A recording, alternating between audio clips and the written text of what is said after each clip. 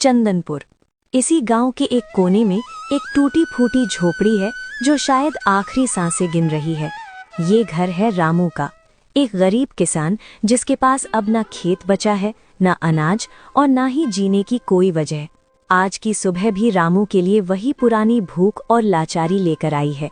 रामू अपनी झोपड़ी के अंदर बैठा है। उसके कपड़े फटे पुराने हैं, चेहरे पर गहरी झुर्रियां और आंखों में गड्ढे हैं। वो एक खाली मटके को उल्टा करके देखता है।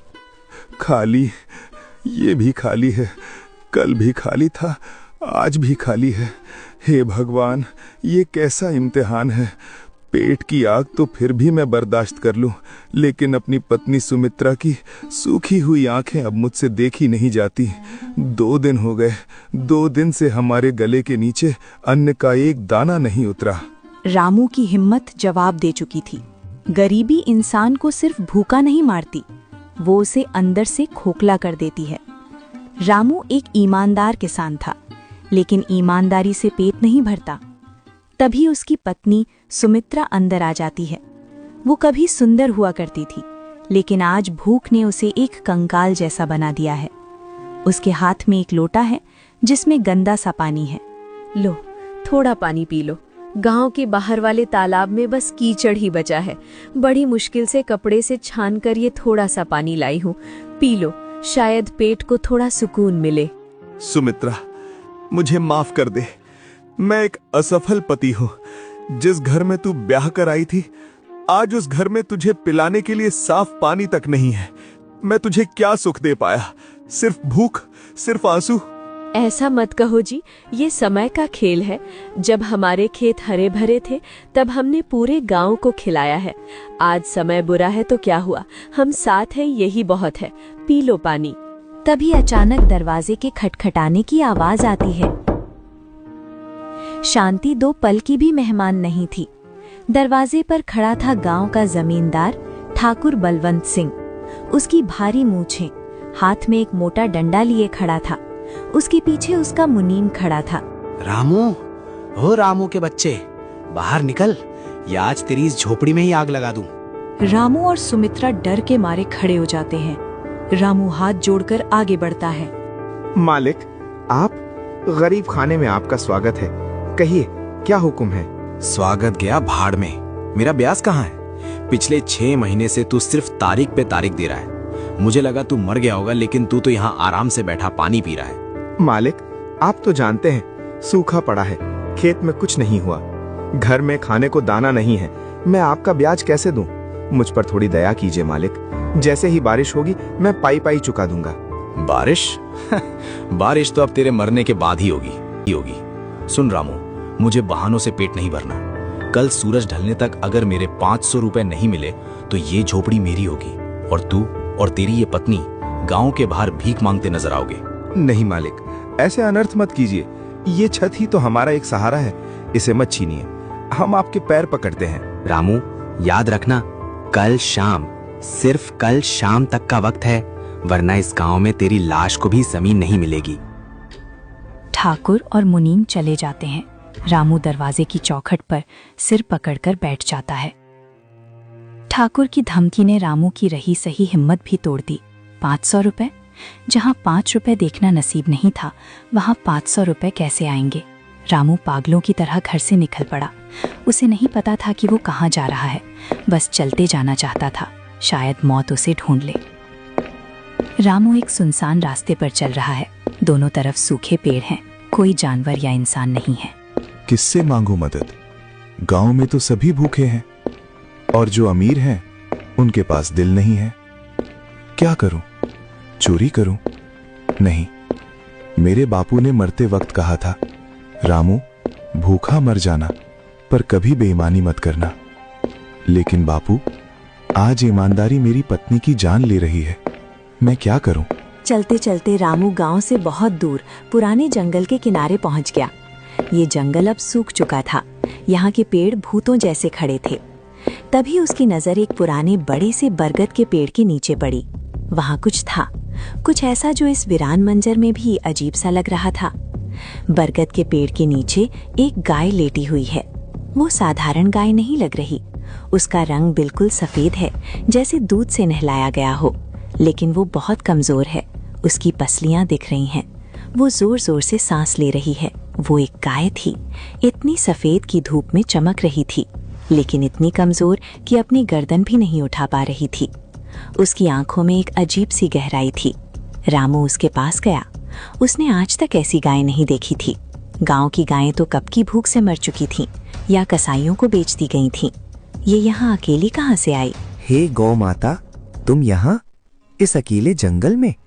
तुम्हारी हालत तो मुझसे भी बदतर है। क्या तुम्हें भी किसी ने छोड़ दिया है? क्या तुम भी मेरी तरह अपनों की सताई हुई हो? गाय अपनी बड़ी बड़ी काली आंखें खोलकर रामू को देखती है। उसकी आंखों से पानी की एक बूंद गिरती है। वो रंभाने की कोशिश करती है, लेकिन आवाज नहीं निकलती। मत रो मेरी माँ, मत रो। मैं समझ सकता हूँ। भूख का दर्द मैं जानता हूँ, प्यास की तड़प मैं पहचानता हूँ। मेरे जैसे ही बारिश होगी मैं पाई पाई चुका दूंगा। बारिश? बारिश तो अब तेरे मरने के बाद ही होगी। सुन रामू, मुझे बहानों से पेट नहीं भरना। कल सूरज ढलने तक अगर मेरे 500 रुपए नहीं मिले तो ये झोपड़ी मेरी होगी और तू और तेरी ये पत्नी गांव के बाहर भीख मांगते नजर आओगे। नहीं मालिक, ऐसे अनर्थ मत कीजिए। ये छत ही तो हमारा एक सहारा है, इसे मत छीनिए।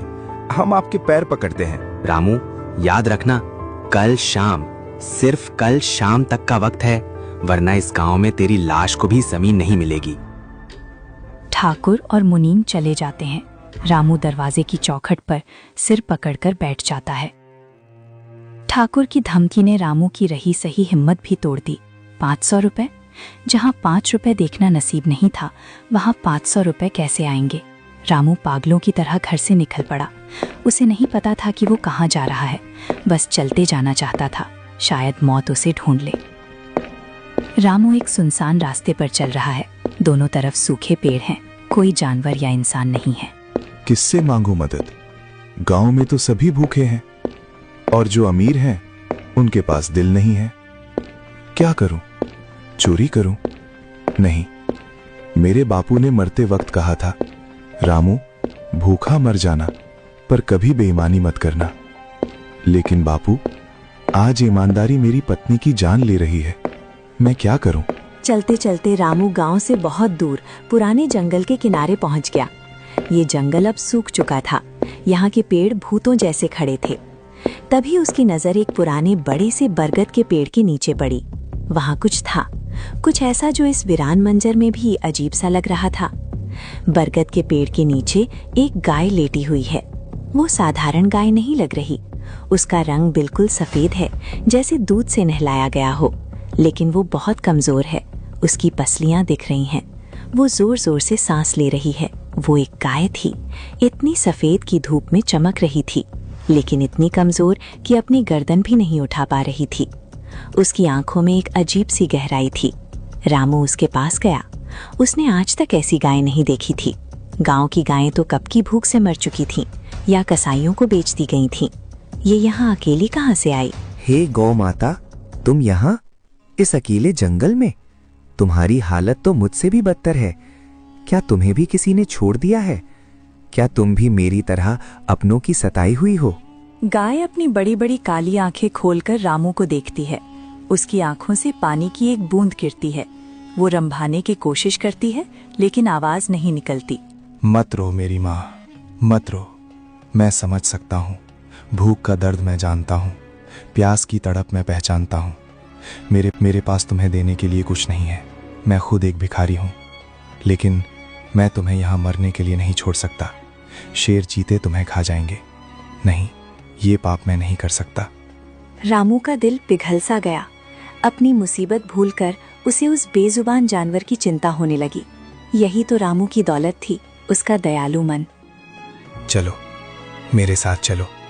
मेरे घर में दाना नहीं है, लेकिन एक छत है। मैं तुम्हें ठाकुर या जंगली जानवरों का निवाला नहीं बनने दूंगा। अगर मरना ही है तो हम साथ मरेंगे। शाम हो रही है। रामू गाय को धीरे धीरे लेकर अपनी झोपड़ी की ओर आ रहा है। सुमित्रा दरवाजे पर खड़ी इंतजार कर रही थी। ये क्या, तुम खाली हाथ नहीं आए, बल्कि एक और मुसीबत साथ ले आए? जी, हम खुद दाने दाने को मोहताज हैं, इस गाय को क्या खिलाएंगे? ये तो खुद मरने वाली है, इसे क्यों ले आए? सुमित्रा, चिल्ला मत। ये मुसीबत नहीं है, ये एक जान है। जंगल में पड़ी तड़प रही थी। अगर मैं इसे वहां छोड़ आता तो जानवर इसे मार देते। क्या हम इतने गिर गए हैं कि एक बेजुबान को मरने के लिए छोड़ दें? दया दिखाने के लिए पेट भरा होना चाहिए जी। कल शाम ठाकुर हमारा घर ले लेगा, हम सड़क पर होंगे, तब इस गाय को कहाँ रखोगे? अपनी छाती पर?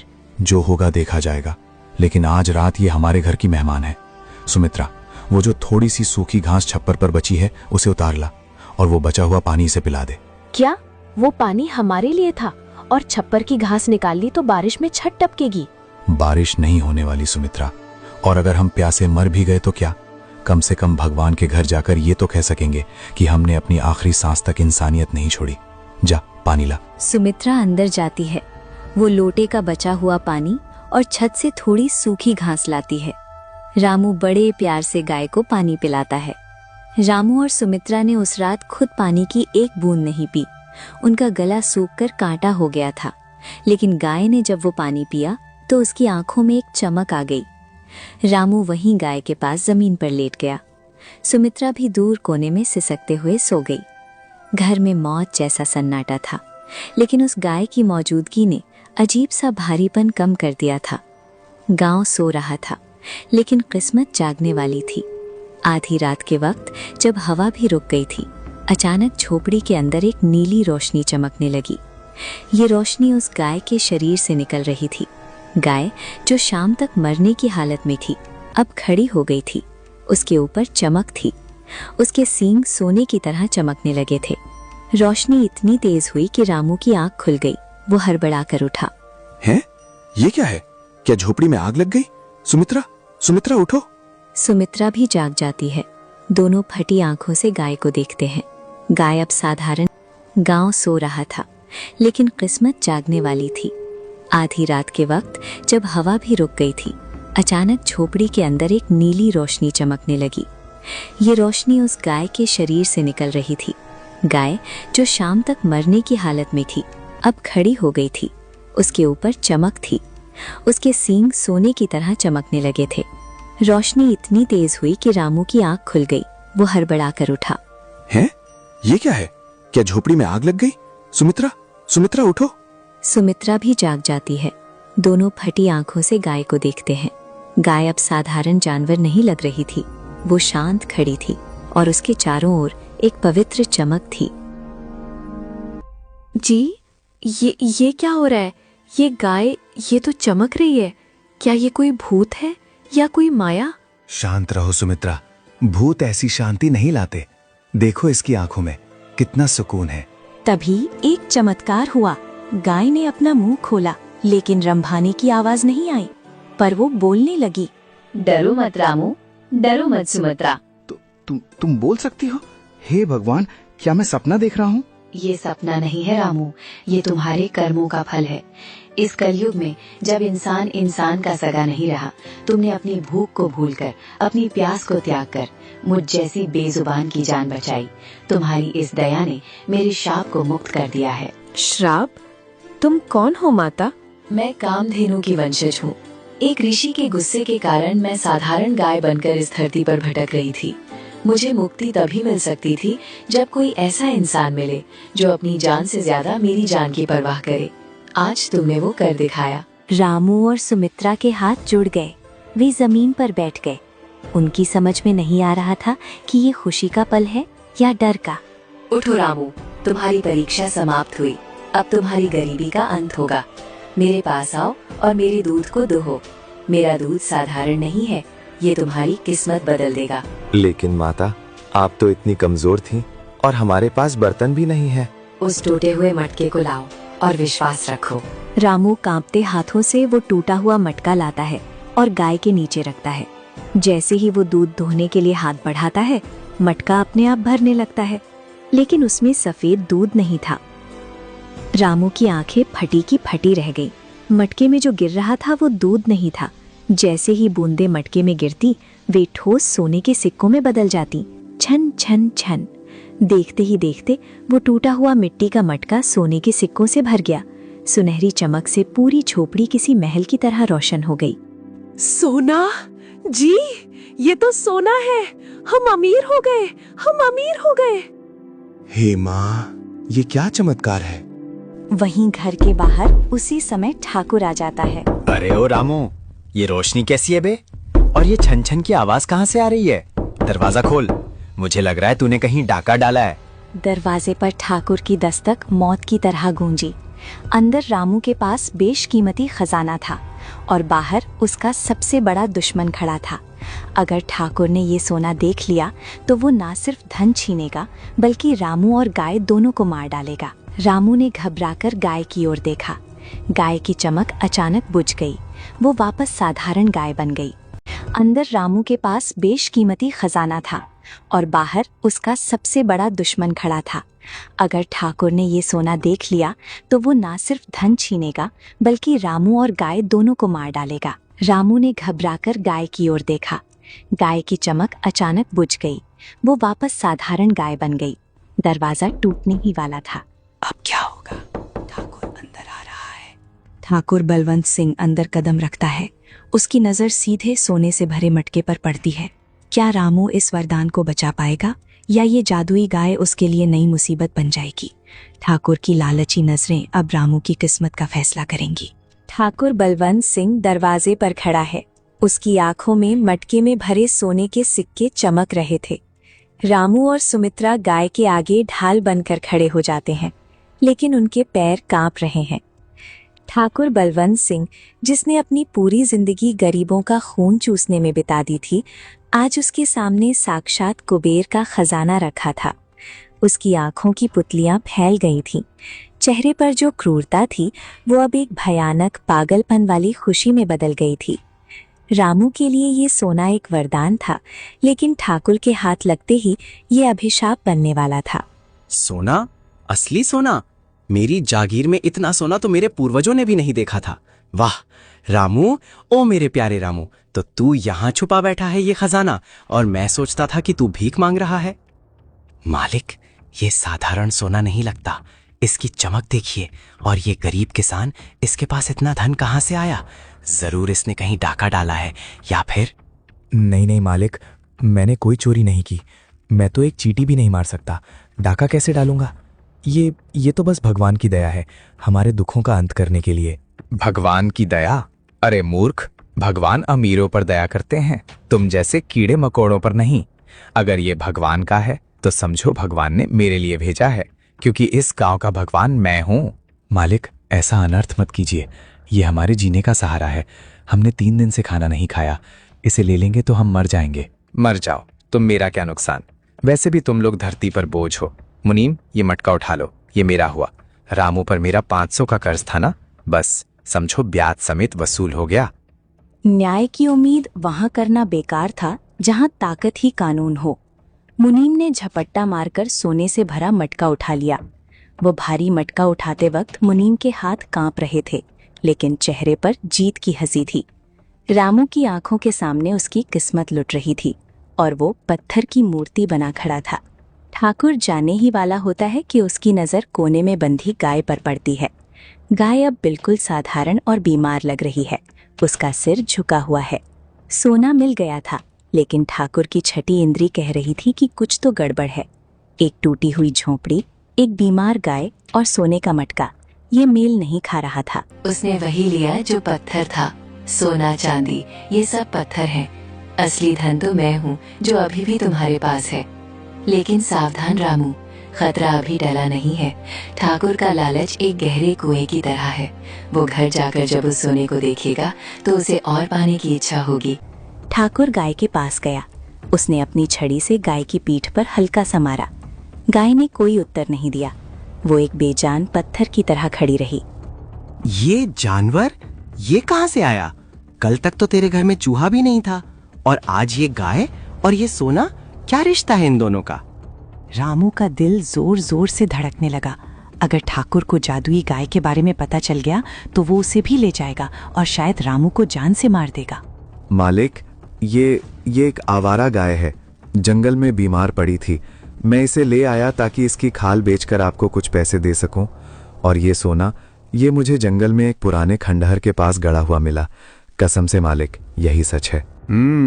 खाल बेचने लाया है? खैर ये तो मरियल सी है, इसमें मांस भी नहीं है, खाल के खाक निकलेगी। सुन रामू, मैं ये सोना ले जा रहा हूँ, लेकिन याद रखना, अगर मुझे पता चला कि तूने गांव के मंदिर से चोरी की है या किसी यात्री को लूटा है तो तेरी खाल में उधेड़ दूंगा। मालिक चलिए, कहीं कोई और ना आ जाए, इतना सोना अकेले में संभालना ठीक नहीं। झोपड़ी खाली हो गई थी, मटका भी गया और रोशनी भी। जो सोना उनकी गरीबी मिटा सकता था वो अब ठाकुर की तिजोरी की शोभा बढ़ाएगा। रामू ने जमीन पर पड़ा रोने लगा। धूल उड़ी। ये गुस्सा ठाकुर पर नहीं, अपनी लाचारी पर था। एक मर्द के लिए इससे बड़ी हार क्या हो सकती है कि उसकी आंखों के सामने उसकी पत्नी का अधिकार छीन लिया जाए और वो कुछ ना कर सके। सब खत्म हो गया जी, सब खत्म हो गया। भगवान ने दिया भी तो ऐसे जैसे किसी प्यासे को पानी दिखाकर फिर जमीन पर गिरा दिया हो। अब हम क्या करेंगे? कल सुबह फिर वही भूख होगी, वही प्यास होगी। शायद हमारी किस्मत में सिर्फ ठोकरें लिखी हैं सुमित्रा। मैंने झूठ बोला। मैंने उस पवित्र गौ माता के बारे में झूठ बोला कि मैं उसकी खाल बेचूंगा। मुझे माफ कर देना माँ, मुझे माफ कर देना। मैं एक कायर हूं, मैं तुम्हारी रक्षा नहीं कर पाया। वो मेरी कमाई ले गया, मेरा हक ले गया। अब मैं तुम्हें क्या खिलाऊंगा? मैं खुद ही मर क्यों नहीं गया? गाय ने रामू के आंसुओं को महसूस किया। कमरे में फिर से एक धीमी नीली रोशनी फैलने लगी। गाय ने फिर से बोलना शुरू किया। रामू, आंसू पोंछ लो, रोने का समय नहीं है। माता, आप फिर बोल रही हैं? लेकिन हमारा सब लुट गया, ठाकुर सब ले गया। उसने वही लिया जो पत्थर था। सोना चांदी ये सब पत्थर हैं। असली धन तो मैं हूँ जो अभी भी तुम्हारे पास है। लेकिन सावधान रामू, खतरा अभी टला नहीं है। ठाकुर का लालच एक गहरे कुएं की तरह है। वो घर जाकर जब उस सोने को देखेगा तो उसे और पाने की इच्छा होगी। वो सोचेगा कि जहाँ से एक मटका मिला वहाँ और भी हो सकता है। वो वापस आएगा। वापस? तो क्या वो मेरी जान ले लेगा? वो तुम्हें मारेगा नहीं, वो तुम्हें परेशान करेगा। वो जानना चाहेगा कि खजाना कहाँ है, और अगर उसे मेरे बारे में थोड़ा सा शक हो गया कि ये सोना मैंने दिया है तो वो मुझे ले जाएगा और मुझे कैद कर देगा। एक लालची इंसान की कैद में रहना मेरे लिए मौत से भी बदतर होगा। तो हम क्या करें? हम तो गरीब लोग हैं, उससे लड़ नहीं सकते। लड़ना नहीं है, बचना है। हमें ये गांव छोड़ना होगा, अभी इसी वक्त। गांव छोड़ना? ये शब्द रामू के दिल पर हथौड़े की तरह लगा। ये गांव, ये मिट्टी, ये झोपड़ी, यही तो उसकी पूरी दुनिया थी।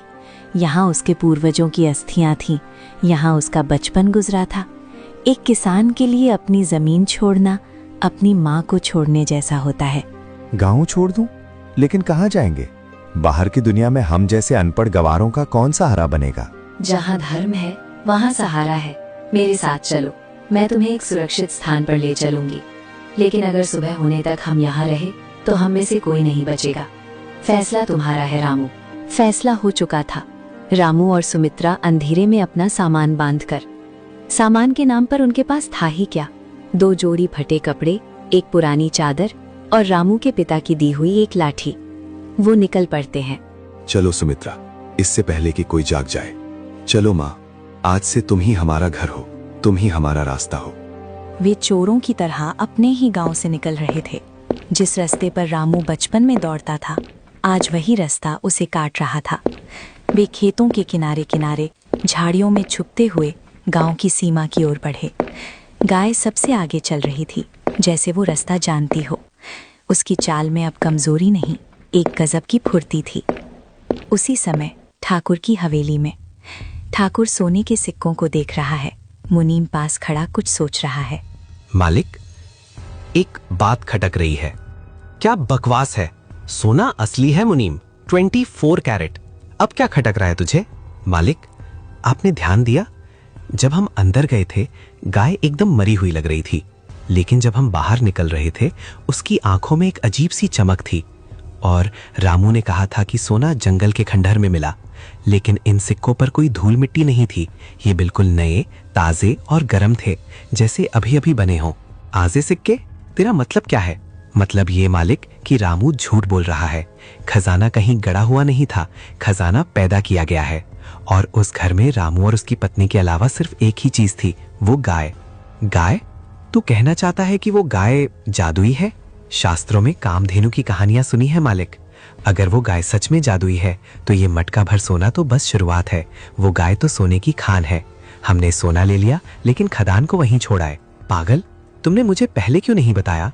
अगर रामू उस गाय को लेकर भाग गया तो अभी इसी वक्त मुझे वो गाय चाहिए, जिंदा या मुर्दा। सुमित्रा और गाय गांव के आखिरी छोर पर पहुंच चुके हैं। एक छोटी नदी है जिसे पार करते ही वे जंगल में सुरक्षित हो जाएंगे।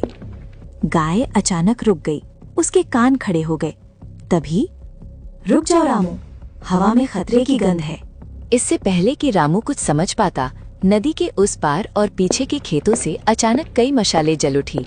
आग की लपटों ने अंधेरे को चीर दिया। ठाकुर ने उन्हें घेर लिया था। कहाँ जा रहा है मेरे दोस्त, अपनी खाल बेचने वाली गाय को लेकर? मुझे लगा था तू बेवकूफ है, लेकिन तू तो चालाक निकला। पर याद रख रामू, इस गांव से बाहर जाने का रास्ता सिर्फ मेरी इजाजत से खुलता है। मैं तुम्हें इस गाय को नहीं ले जाने दूंगा ठाकुर, चाहे मेरी जान ले लो। जान तो मैं लूंगा ही, लेकिन पहले इस गाय का चमत्कार देखूंगा। मुनीम, पकड़ लो इन्हें। गाय की आंखें गुस्से से लाल होने लगी। उसने जमीन पर अपना पैर पटका। वो गुर्राने लगी। मुनीम रामू की तरफ लपका। तभी रामू ने अपनी लाठी उठाई। नदी का किनारा आज युद्ध का मैदान बन चुका था। एक तरफ पैसों और ताकत का अहंकार था और दूसरी तरफ धर्म और लाचारी। रामू जानता था कि उसकी सूखी हुई हड्डियों में इतनी ताकत नहीं है कि वो इनका सामना कर सके, लेकिन जब बात अपनों की रक्षा की हो तो कायर भी शूरवीर बन जाता है। ओ देखो तो सही, रामू योद्धा बन गया है। ए कालिया, जरा देखो तो इस भिखारी की लाठी में कितना दम है। ज्यादा नहीं, बस हाथ पैर तोड़ना, जान मत लेना, वरना ये गाय का राज कौन बताएगा। बलवंत का एक नौकर कालिया पूरी ताकत से डंडा घुमाता है।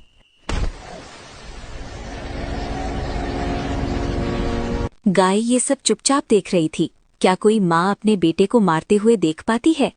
क्या गाय अपनी शक्तियों का इस्तेमाल करेगी या कुछ और होगा? जानने के लिए प्यारा सा कमेंट कर दो दोस्तों।